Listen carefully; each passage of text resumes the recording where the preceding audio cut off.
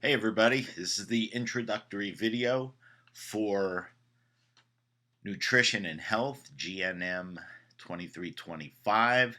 I'm Guy Barbato. We'll be leading the excursion throughout the next 6 weeks during the summer session. I thought it'd be fun to show you a little bit about what my thoughts are about the course, about nutrition, about some different ideas we have. And you can see, if I put my hands up here, you can kind of tell. Watch this. We'll get a piece of paper. You can find me pretty easily. I'm at GFB1 at stockton.edu. And of course, my Twitter handle is at GFB1. And you'll see that Twitter fits in kind of interestingly in the syllabus of the course and some of the activities we're going to be doing. Twitter is not just for crazy politicians or for selling you extra deodorant, but there is a little room in Twitter that is all about science Twitter. And there's some really great spaces, great information to learn about a variety of different concepts. And of course, in our case, nutrition is really right up there. So let me tell you a little bit about me. I know I wrote a bit in the introductory email and the announcement, but let me give you a sense of my universe here. I love these little Google Maps things where they track where you've been over your entire life. I was born in scenic Newark, New Jersey, went to high school in Union. I ended up getting a BS in biology out of Wilkes College in Wilkes-Barre, Pennsylvania. I got to tell you, I was a pre-med major back then, and thankfully discovered the error of my ways. Did not become a medical doctor, but did go to Virginia Tech, got my master's degree in nutrition, PhD in genetics. Also got married, and my son was born about that time, and so I got a real job. And I worked for Holly Farms in North Carolina. You can see it's way down there in the lower left-hand corner of the map there. And it was a poultry company. And I obviously, when you have a family, you need a job. And so I went to work. I was a geneticist working for the company, and realized after a couple of years that I really wanted to get back to the university, and I really wanted to do more teaching. I had some research ideas, but things were really gearing up. It was about the time that the Human Genome Project started, and so there was a lot of biochemistry going on. And I thought, boy, I really would like to learn more. And so I was very lucky. I was able to land a postdoc at Columbia Presbyterian at the med school at the Institute of Human Nutrition, worked with some spectacular scientists there, and was working on the genetics of obesity and using mouse models and rat models, as well as some nutritional manipulations, which caused our model systems to become obese, and then taking a peek at it. I left Columbia, ran across the river, and started working at Rutgers, and I had a dual position at the Institute of Animal Behavior, and also in the Department of Chemistry, which enabled me to really focus on chemistry. You'll notice right here at the bottom, one of my favorite molecules ever. This is a clear nod to my coffee. It doesn't matter if you're watching this video bright and early in the morning or moving along, I'll have my coffee. Thank you very much. After Rutgers, I really stumbled into a fascinating position. Always read Science Magazine. I've been reading it since, believe it or not, a senior in high school.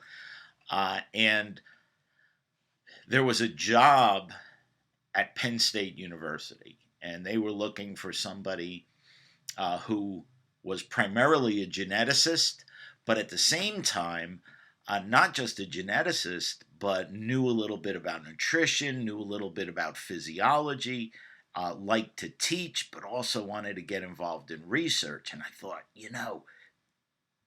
pick me. That's me. And that's what I really wanted to do.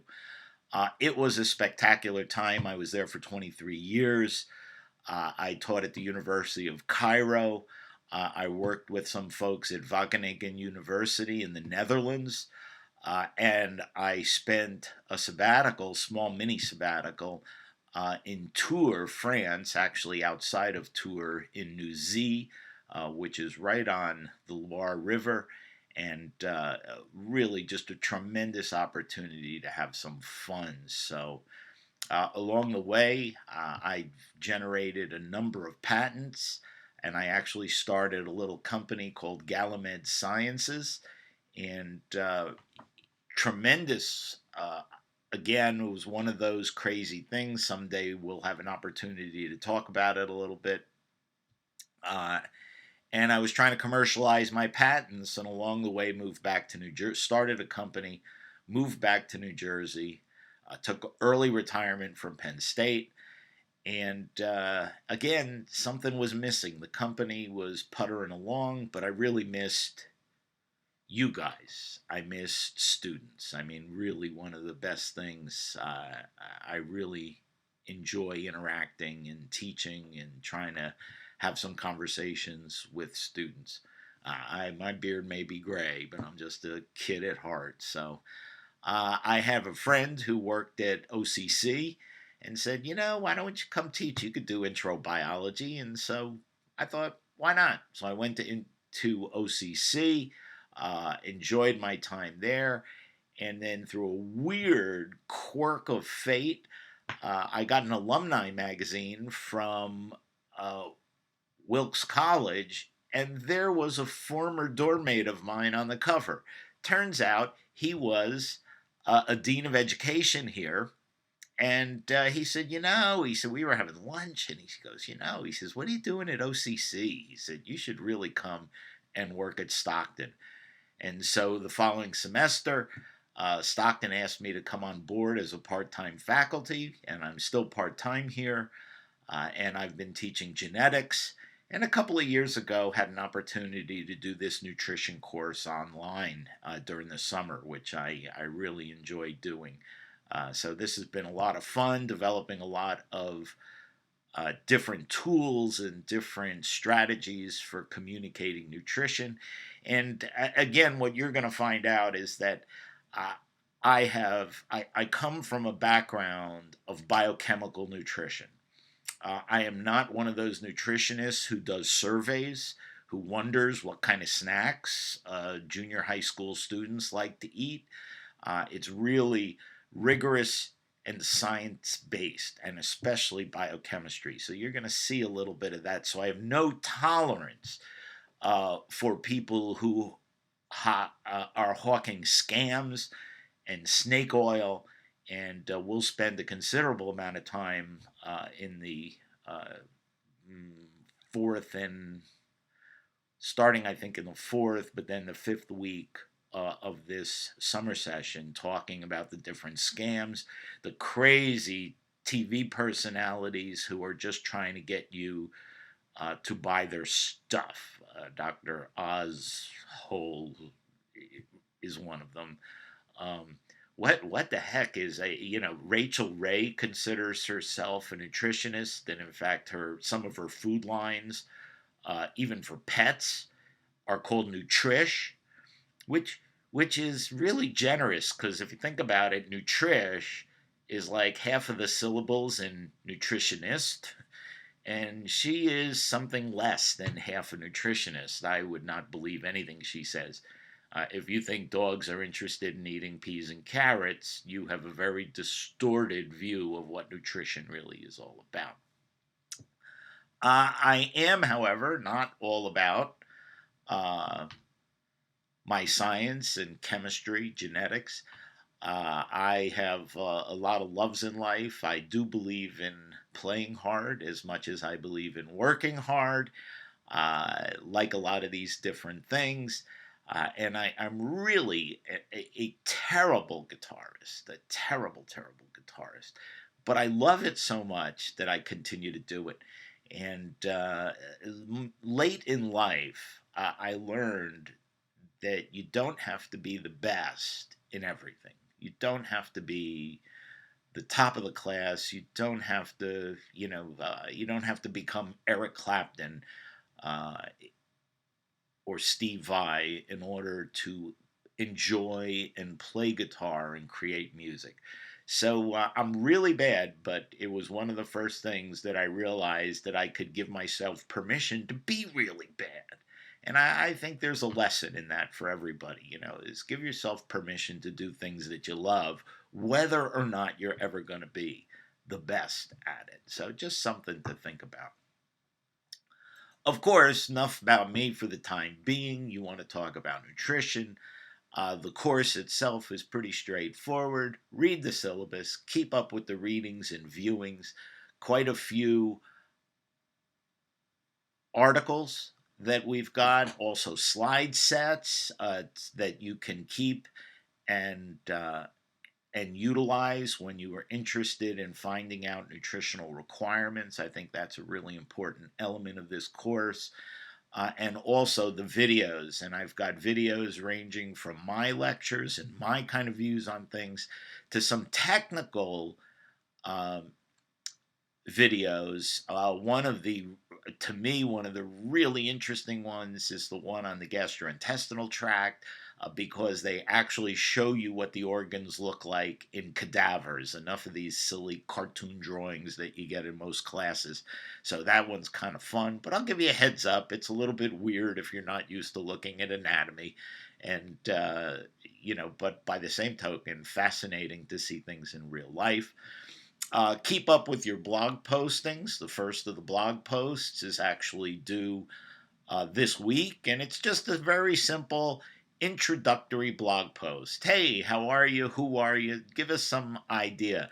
I'm kind of bearing my soul here for you guys, so just show us a little bit about who you are.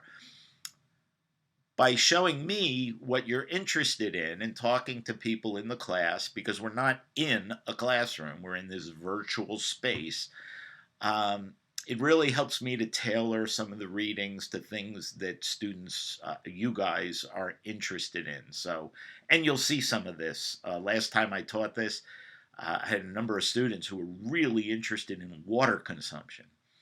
And I have to say, I'm very sensitive to this because some of my early research when I got to Penn State was about the inheritance of thirst and water consumption in animals, because most people forget water is one of the most important nutrients. It's not as glitzy as looking at carbohydrates or fats or vitamins, but an extremely important part of your nutritional regime. And so there are a couple of new interesting videos that may challenge your view of drinking water and how your body deals with water and how much you should or should not be drinking. So, fun stuff. I like to point out to people that 90% of life is just showing up. It is the same thing, especially online classes. You have got to show up. You've got to keep up with this stuff.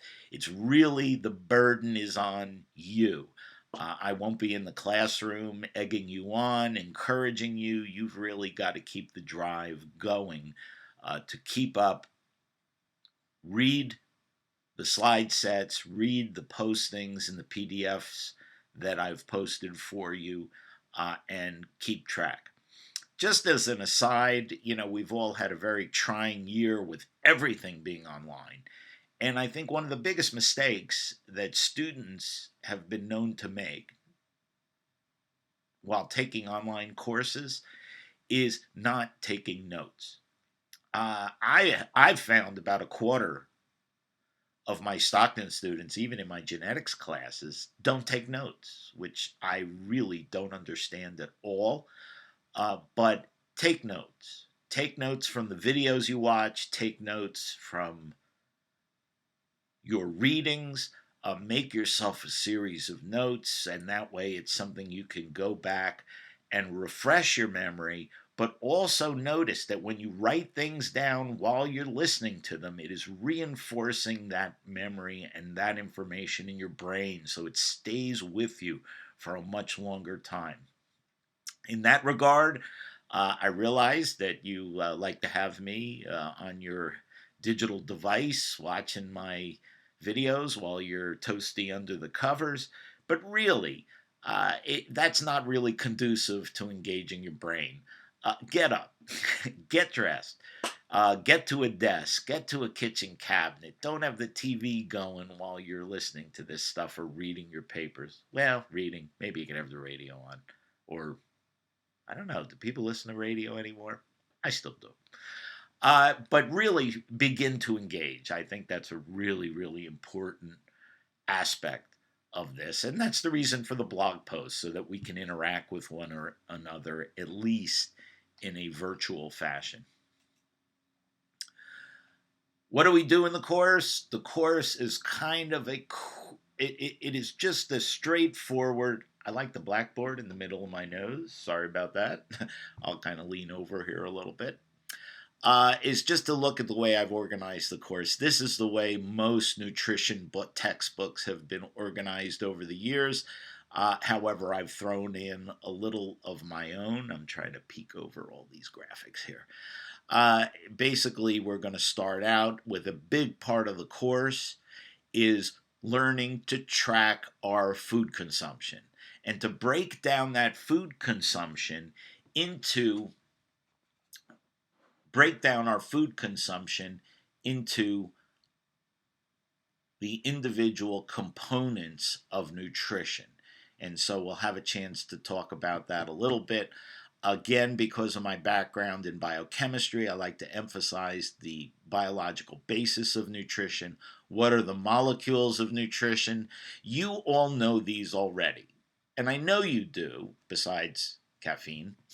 I know you do because everybody reads labels. Everybody reads labels. And you know carbohydrates, fats, protein. And these are the basic molecules of nutrition. So I think it really does a lot of good to realize exactly what the molecules look like. What is it that conveys the properties that we perceive as what are the phenomena that happens if you eat certain molecules? That's what it's all about. It's taking really big molecules, digesting them, breaking them down into little tiny molecules, and then getting those tiny molecules into your blood so that your body can build brand new big molecules from them. I mean, that's really what that is the essence of what nutrition is. We will talk about what happens if you don't get enough of certain nutrients or molecules, and what happens if you get too much. Okay? Too much can be just as bad or worse than not enough. We'll talk about vitamins and supplements. I'll give you the spoiler alert. Supplements are rarely worth the money you pay for them. So we'll talk about that a little bit later on, but that's a clear spoiler alert. Most people in the Western developed worlds who are not undergoing severe restriction or undernutrition have absolutely no need for supplements. So, warning ahead of time, we'll talk about it more.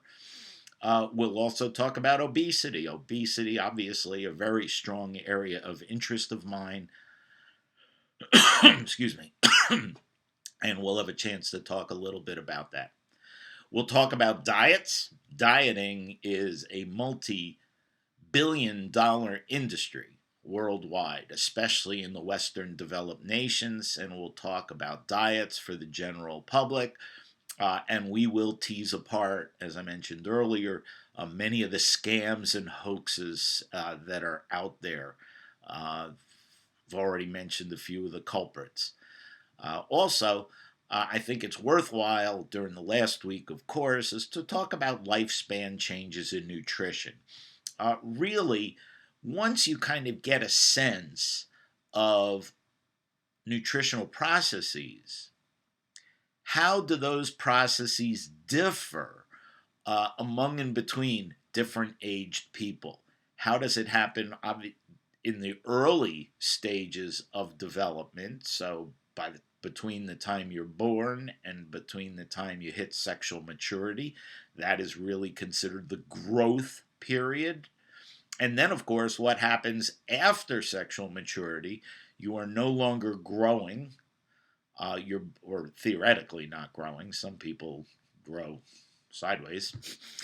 And we'll talk a little bit about that, but also what happens during pregnancy. Pregnancy is absolutely a fascinating area of nutrition because now you have a single individual responsible for consuming nutrients that is being used not by only by them, but also, at least in the mammalian species, to support a new growing individual inside their body, and also in the mammalian species to get ready to provide nutrients for that new individual in the form of milk. So really, some really interesting things happen to nutritional requirements during pregnancy, and we'll talk about that a little bit. You could take a peek here. I want to emphasize that, see if I can make this a little bit bigger for you.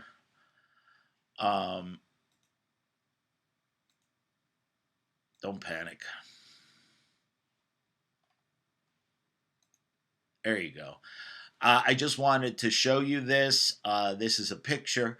We use Blackboard here to monitor this course. Everything we've got, it's pretty easily arranged. There are 6 weeks, and so you'll see that there are 6-week sections, and in each week it's broken down, at least in the first 5, to 2 different general criteria. Pretty easy. The lecture slides are in a separate place. We've got news and a variety of readings. Twitter, we'll talk about Twitter some more in a couple of days. And then, of course, the assignments, and finally, the exams. This does, of course, lead to a terrible part of the course, and that is grading. Grading is pretty straightforward. Again, trying to get out of the way of my little blue dot here. I hate grading because I assume if you're taking this course, you're interested in nutrition. If you're interested in nutrition, you're going to do the work and you're going to read and view all of the information, and you will remember it because you're interested. Unfortunately, the university expects some kind of grading, that we have some kind of an evaluative process so that we can assign a grade. The grade's really simple here. The assignments are worth 100 points. I think there are 8 total assignments actually. A couple of them are worth a few more points than others, but the total is 100 points. There are 2 midterm exams. They're worth 100 points apiece. There is the final diet tracking paper. More on this later, okay? But you're going to need to find a diet tracking program. There's a very good summary on Blackboard in week 1B, I think. And then, of course, the final exam. Total of 550. You divide the total number of your points. All your grades are going to be on Blackboard. You divide by 550. You get a percentage, and life moves on peacefully. Okay? Hopefully, really straightforward. I think one of the things that I'm trying to do with this course is to get you to open your mind to new ideas. And these have to be scientifically based, okay?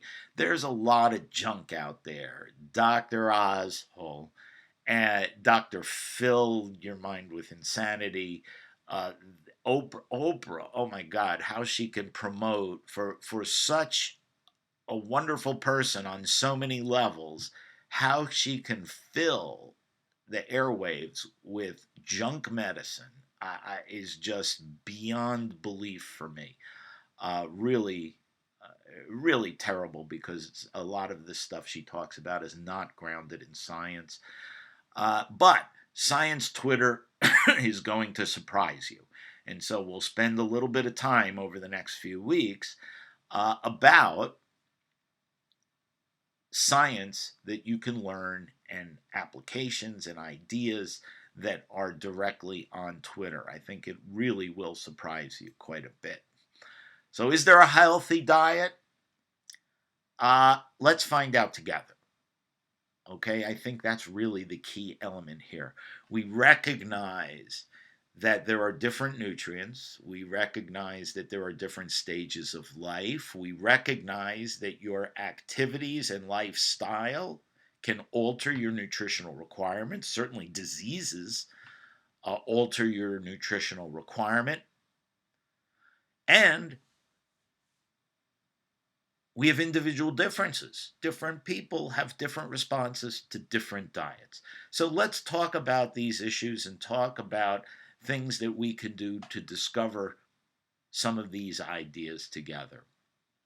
I recently found a great quote, which I'd like to share with you, and that is, you cannot have a positive life in a negative mind. You would be shocked, perhaps not, but the degree to which your outlook and your attitude really can change your life and the way you perceive your life. And again, I like to think that's one of the things that I want to do with this course is really to give you a positive spin, tools to evaluate things that happen in your life, and that you can look at things with a positive point of view.